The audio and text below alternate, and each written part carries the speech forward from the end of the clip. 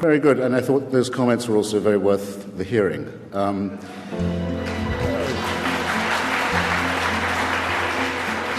very grateful to the organizers for making this possible. I consider it a great distinction to stand on the podium at Baruch College, named for the great Bernard Baruch, who first in 1946 proposed that weapons of mass destruction be placed under international inspection and control. And we're also, of course, on this side of the House here to share with Mr. Galloway the ambition that his views and his record be much better known than they are. An impression, I think, ladies and gentlemen, has been allowed to form and perhaps even to coagulate and to congeal that it is only those of us who support the regime change, the revolutionary change in Iraq, who have any explaining to do. I think that assumption needs to be counted from the very beginning. If you examine the record of the so-called anti-war movement in this country and imagine what would have happened had its counsel been listened to over the last 15 and more years, you would have a world in which the following would be the case.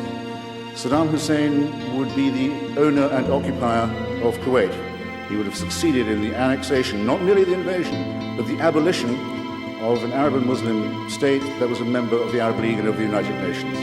And with these resources, as we now know, because he lost that war, he was attempting to equip himself with the most terrifying arsenal that it was possible for him to lay his hands on. That's one consequence of anti-war politics. That's what would have happened. In the meanwhile, Slobodan Milosevic would have made Bosnia part of a greater Serbia, and Kosovo would have been ethnically cleansed and also annexed. The Taliban would be still in power in Afghanistan if the anti-war movement had been listened to, and Al-Qaeda would still be their guests.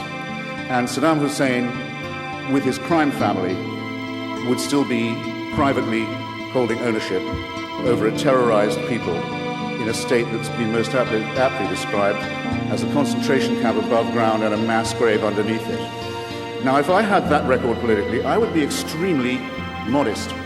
I wouldn't be demanding explanations from those of us who said it's about time that we stop this continual capitulation to dictatorship, to racism, to aggression, and to totalitarian ideology that we will not allow to be repeated in Iraq, the failures in Rwanda and in Bosnia and in Afghanistan and elsewhere. And we take pride in having taken that position, and we take pride in our Iraqi and Kurdish friends who are conducting this struggle, on our behalves, I should say.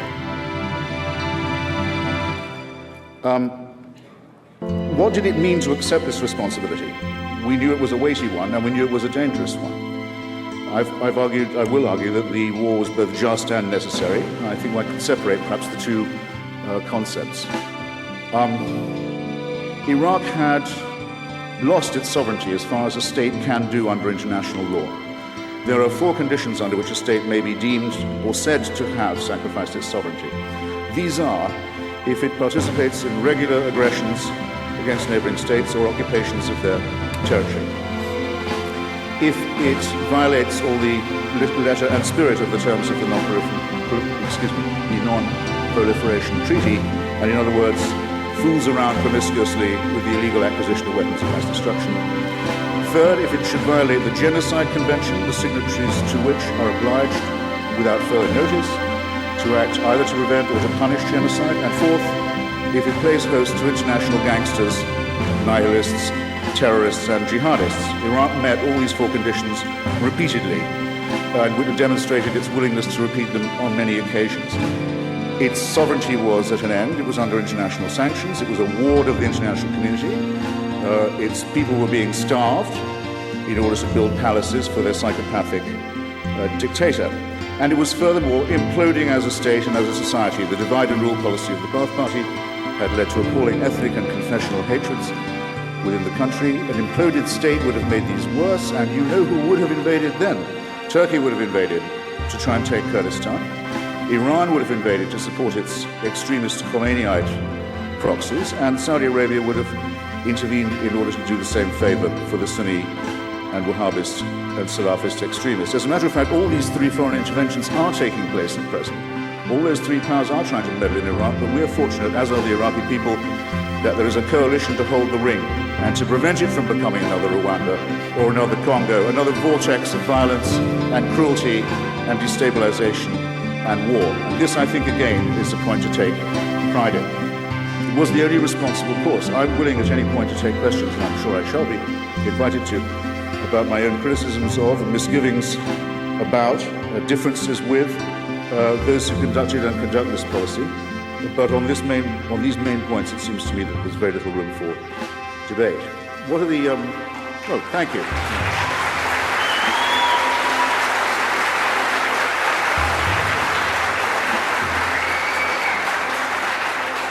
Now, we know, and we make no secret of the extraordinary difficulties that have attended this I think, very noble and risky and worthwhile enterprise. All of you will know, all of you will have seen some of the abysmal consequences of this. But you have, I think, the responsibility of imagining what the alternative would be. I am simply going to say what I think the positive reasons are. A man who planned and ordered and supervised and took delight in genocide and torture and aggression and the occupation of 2 neighboring states and the massacres of their people is in jail now and will follow Slobodan Milosevic and Augusto Pinochet into the dock quite soon. I know there are some people here who don't take delight in this, but I will say that I do, that it's a long overdue justice. A long overdue act of justice and mercy.